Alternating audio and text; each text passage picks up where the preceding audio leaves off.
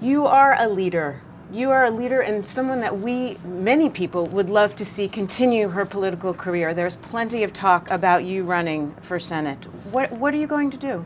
Well, first let me say I will stay engaged in politics. I just came from Ohio, where I did a lot of events for the Republican Party.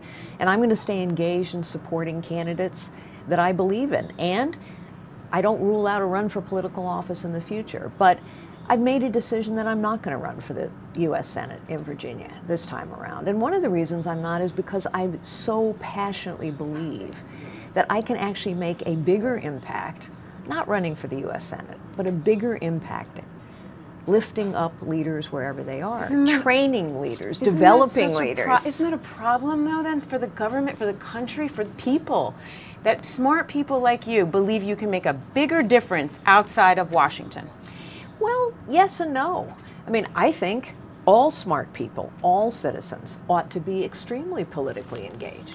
I think all citizens ought to hold their politicians accountable. We don't, by the way, we really don't. We've let a system go on forever that isn't serving us well. And I also think that for someone like me who has learned how to lift up leaders wherever they are, because it's not about their position or their title. No, of course not.